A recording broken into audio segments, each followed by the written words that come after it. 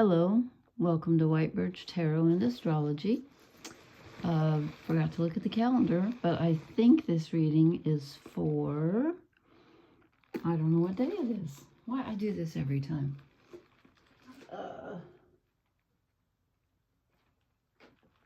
Today, well, actually, I always do this in the middle of the night, so we'll call it November 10th. And I meant to post several days ago, but as probably most of you know, I would imagine, we had the U.S. election here on Tuesday, and I have been curled up in the fetal position for several days, so I wasn't able to post. But I'm up,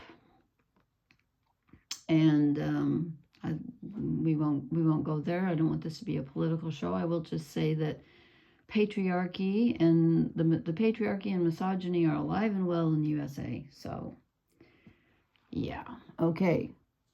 And I have some astrology to share with you. I wanted to share a poem first. I wanted to write a happy poem because it just seems like everything's kind of grim these days. So I sat down to write one, and it ended with me filling my pockets full of stones, like Virginia Woolf did when she walked into the river to drown herself. And I thought, that's okay, no, not that one. So I sat down to write another one, and it's not so bad, I don't think, but it didn't seem that happy either. So I wrote a third one, and maybe I'll share the second one some other time. But anyway, I thought this one, it was supposed to be kind of funny, but it's kind of maybe not. Anyway, I just wanted to share it, and then I'll get into the astrology. This is just a quick poem. I just felt like sharing. It's called Anticipation. I hate airplanes. If you're traveling somewhere far, it should take a long time to get there. Otherwise, where's the anticipation? These days, everyone wants everything instantaneously. Have a question? Ask Google. Craving an old song but too lazy to dig through your old vinyl? YouTube's got it. No one plants seeds anymore. They simply purchase flowers already in bloom. People proudly binge watch their favorite shows. No more waiting for next week. Each holiday begins on the day following the previous one. Hallow thanks Chris New Year. Pretty soon people will only read the last page of a whodunit. Why bother with the lead up? All that matters is who did it, right? Maybe we should set the clocks an hour forward every day. That way we could get rid of a whole month. I recently heard someone say, the best part of a relationship is the first kiss. No, it isn't. It's that split second just before your lips meet. Once they do, the clock jumps ahead all by itself. So I don't know if that was supposed to be happy or not. I'm not even sure. But I will tell you that I missed a few things that happened in the sky. But what's happening right now, and I'm sure you're feeling it, and actually kind of, as I said, this is kind of the night of the 9th. So when you see this, it'll probably be the 10th wherever you are. So this sort of happened yesterday or today, because I'm doing this again in the middle of the night. Venus in Sagittarius, and she's at the galactic center, which is 27 degrees, which is, I mean, I looked it up. I didn't even know we had a galactic center until I started studying astrology. There is a center to our galaxy, and it happens to fall at 27 degrees Sagittarius, which is kind of cool because Sagittarius rules, you know, forward thinking, and it's ruled by Jupiter, the sort of the head of the gods, you know, and just an interesting point. I don't have any planets there, and I don't know anyone who does, but if you do, I wonder what that does. Anyway, so Venus is there, or she was today, so I'm sure this energy will resonate, probably has been resonating for a few days and will continue to resonate, because she is squaring, which is a very uncomfortable aspect. Remember, Venus is love and relationships, all your relationships. She is squaring, which is uncomfortable, Neptune, who is retrograde in Pisces, the sign that he rules. Neptune rules dreams, romance, illusions, sort of creativity, especially like dancing and poetry and movies. And Neptune is a really really creative, romantic energy, but it can also be very confusing because, again, he's the god of illusion. You know, it's the ocean. I mean, like, try to pinpoint the ocean. You step in the ocean and I was going to say things are a mess. It's beautiful. I love the ocean. It's my favorite place on earth is the ocean because it's constantly moving and changing shape and you know just I mean just think it's always in motion, and it's where life came from, and it's the tides are ruled by the moon, which I think is so cool, and it gives, to me, that gives it a very feminine aspect. And I've probably mentioned before that the astrologer Liz Green claims that she thinks that Pisces should be ruled by Dionysus, in the form of like the horned god who is the consort of the mother, the ocean mother. And I thought that's interesting. She didn't think that it should be masculine, and I have to agree with that. The ocean doesn't seem masculine to me. It doesn't have any boundaries. So anyway, so we have a little bit of a conflict here about relationships. Venus in Sagittarius wants to expand, wants freedom, and she wants to move forward and just like fly and, you know, have a good time. And then she's squaring this planet of romance and illusion. And so things can be really tricky about when to move forward and how to move forward. And there's just some confusion, and watch out for like disenchantment, when you can become disenchanted with things and think, why bother? Or I don't, you know, this just isn't turning out the way that I thought. So that's kind of it's exact today or tonight on the 9th, and then, but it will resonate for a few days because it's such a big thing. And Mercury is in his shadow, which means that let's see, he goes retrograde. Mercury goes retrograde on November 25th and will move back to 6 degrees of Sagittarius, which is where he was on November 6th. So he hit a shadow period a few days ago. So he's going to go, you know, go forward. I don't know, I didn't write down how far he gets. He goes direct again on December 15th anyway. And I didn't, so we'll talk about that later. And also, on the 11th, which is the day after tomorrow, the sun will be in 2 very uncomfortable aspects, one with Jupiter in Gemini and one with Chiron in Aries, and the sun is in Scorpio. So there's another emotional kind of a wrinkle coming up in a couple days where, again, your wound gets triggered. Chiron is your wound that never heals, your self-identity wound where you're questioning, like, who am I? And something that wounded you long ago that affected how you felt about yourself, and probably how, depending on how much shadow work you've done, how you feel about yourself today. And again, there's a feeling of not being able to expand as much as you want to. So that's coming up on the 11th. And then on the 12th, and hopefully I will post again before then, I'm pretty sure I will, Saturn's going to be opposite Jupiter retrograde. Saturn's in Pisces. Oh, they're both retrograde. Saturn is retrograde in Pisces, and Jupiter's retrograde in Gemini. So we'll talk about that because I will post again now that I'm off the couch, and you know, the whatever, just like whatever, I cannot control the world. So, and let's see, on November 11th, on the same day, we have that kind of uncomfortable sun energy, which affects our sense of purpose and even our sense of identity a little bit, can feel kind of shaky. We have Venus moving into Capricorn, which I think will help steady this relationship kind of back and forth, up and down stuff that we've been experiencing. So that will be a steadying influence until December when she conjuncts Pluto. But we'll talk about that later. Okay, so that's what's going on in the sky. So I kind of, when I was doing the reading, I was kind of thinking about Venus squaring Neptune and our relationships. And I pulled the first card before I decided to do a cross of truth. And when I got it, I was like, really? So I pulled a card to clarify it. And yes, it is really. So I will show you. So this reading is actually pretty good. I mean, it's not wonderful, but it's considering, I think it's pretty good. It's better than I thought it was going to be. So there. So this cross of truth. So this is our energy at the time, which you may or may not be feeling. We get the Six of Wands, and this is the Wildwood Tarot, and they call it the Six of Bows, and it's abundance. And so when I put it there, I thought, really? Okay. As I said, I hadn't decided to do the cross of truth, so I drew a card to clarify. I just want to show you so you'll know that, it is supposed to be positive. I drew the Sun, Major Arcana. So this is supposed to be, this is the victory card normally, but in this deck, it's abundance. Okay. So believe it or not, you have everything you need.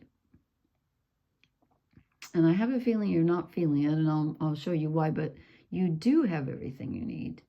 And it's also a very creative energy, because wands are, they call them bows here, but wands are fire, as you can tell, and they are creativity and spark and motivation. They rule the physical and the spiritual, because they're the same. They're two sides of the same coin. So this is, you know, this is a full circle here of having everything that you need to create. Okay. And then I asked, what do we need to let go of?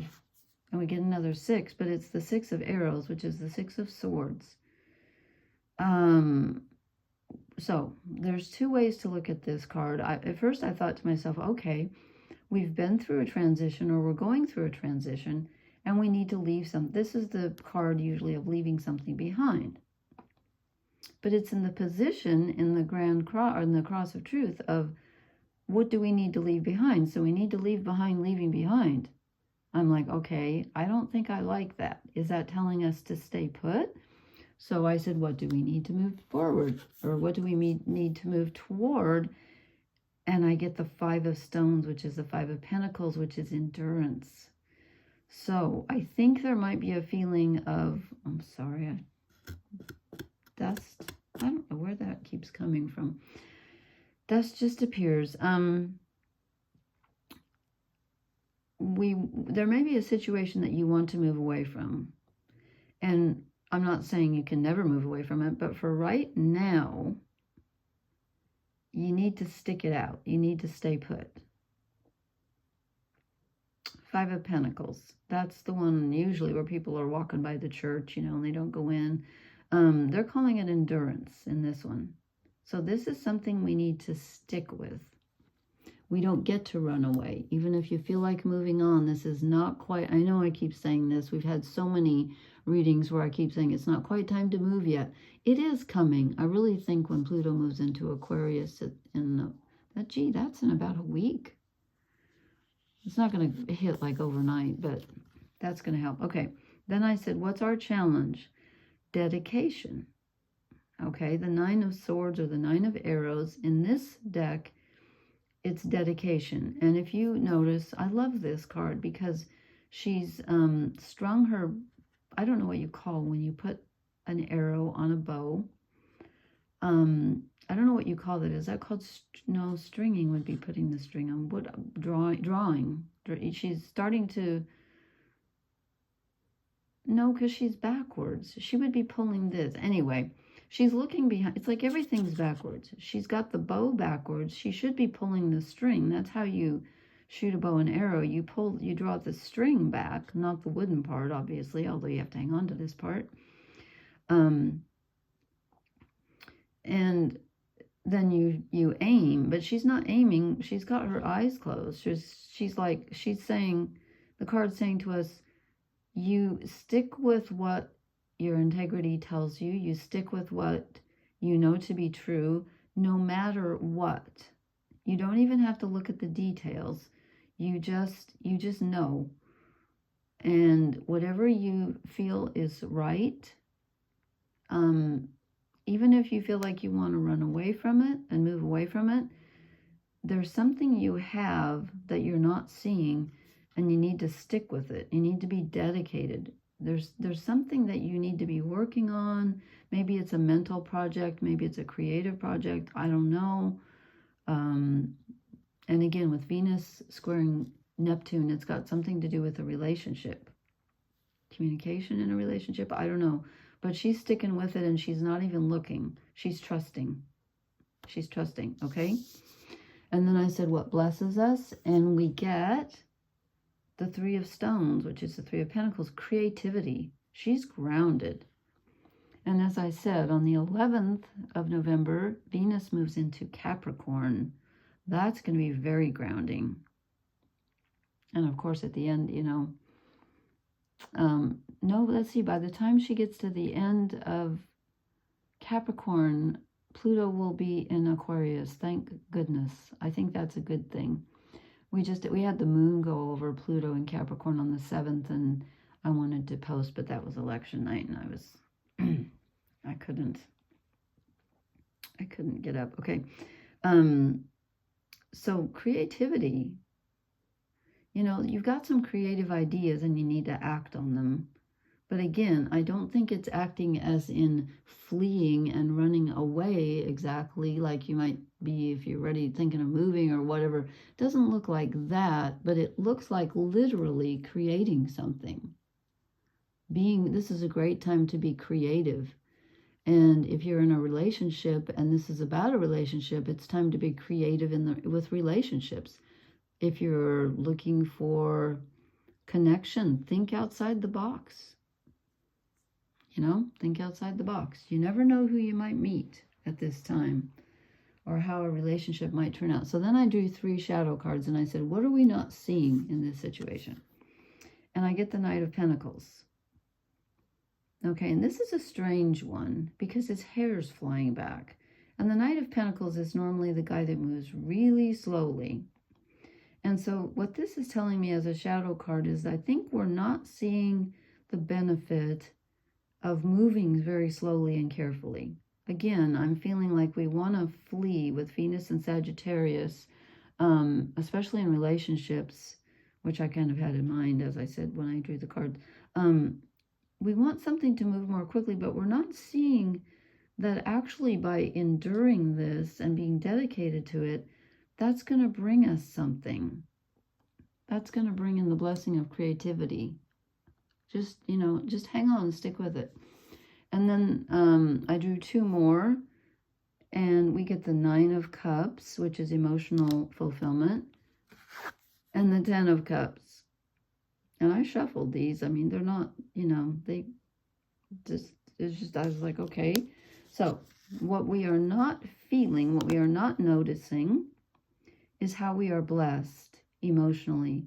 We're not noticing that we have a huge, it may not feel, I shouldn't say huge, everyone has a different situation, but we do have a larger group of supporters and people who care about us than we can imagine, than we realize. That's why we get the abundance card for us. And we also have a store of happy memories. I mean, he's sitting here alone, you know, at the table. This reminds me of any Dickens fans. Which novel is that? Great Expectations? I always get Great Expectations mixed up with David Copperfield. I think it's Great Expectations where that Miss Havisham, who has the wedding table, you know, and she's still in her wedding dress and there's cobwebs all over it because she got stood up at the altar. And it's kind of like he's been sitting here for, you know, 30 years waiting for somebody to join him for dinner. And he's been stood up, which doesn't feel good. Okay, so emotionally, we're not feeling it. We're not feeling blessed emotionally, but it's telling us that we are, because the shadow is what is there that you're not seeing, that you're unconscious of. Okay, let me pull a couple of oracle cards. So actually, I'm going to add this sun here. You know, why not? It came out as the clarifier to the abundance card. We have, and the sun, you know, the sun rules Leo, and Leo rules creativity. So there's a lot of creativity going on. We just may not see it. Oh my gosh. Okay. This is the 5 of Pentacles, which in this deck is called endurance, but in the other decks is like feeling orphaned. We do feel orphaned. I always wonder, why does he look like he has a carrot for a nose, because it makes me think about a snowman, but it's not a snowman. Oh, that's her. You know what? I always thought that was snow. That's her wedding dress. Oh my God. And I just said Miss Havisham in her wedding dress. How weird. How weird. Okay. That's probably one of those party hats. Her head is down and it looks like a carrot nose. I'm sorry, but it just does. You feel orphaned. You feel alone. You're not, or we wouldn't have gotten, I don't think, that goes with the Nine of Cups and the Ten of Cups as shadow cards. I don't think we really are. See, someone's here to help you. You get a leg up. Someone's going to help you. You might have to ask for it, but that's okay. Don't forget, it's okay to ask. I'm going to draw one more. And the Three of Stones, you know, in the other decks, that's the Three of Pentacles, which is working with others. She's working on her own. Oh, interesting. Treasure Island. You know, this goes so well with the Abundance card of having everything that you need. And that's interesting, too, that we get the ocean when I'm talking about Venus squaring Neptune, the god of the ocean. And I was just talking about, who was I talking about? Oh, my friend. I was talking about turtles with someone just a couple of hours ago. This has been a very synchronistic few days. Number 9, my favorite number. Okay, anyway, Treasure Island. So, you know what? There's something coming. There's something creative. There's a creative energy that's headed our way, but we have to wait for it. And we have to have endurance and dedication in order to reap the benefit of it, and also follow your creativity. This is a great time to be creative. This doesn't really, you know what, I don't see any like romance cards, but that's okay. That's okay. It's still about people helping us with that leg up and feeling orphaned. You feel alone, but you're not, okay? All right, that's what I have. And we just to let you know, on the 15th, and I will post before then, we have a full moon coming up in Taurus. And that's really interesting because exactly a month later, on December 15th, Venus, who rules Taurus, we're going to have a full moon in Taurus, which is ruled by Venus. Where am I going with this? Oh, and she's going to square the nodes of fate. Well, I'll talk about that on the full moon. I'm a little early, but that's only like 5 days away. So just a heads up. But I will be here now that I've, you know, accepted reality. Not really, but what else can I do? Okay. Please leave me a comment. I love your comments. Let me know what's going on and how this resonates. And thank you so much for watching. Please hit the like, share, and subscribe buttons, and I will talk to you later. Blessings. Good night.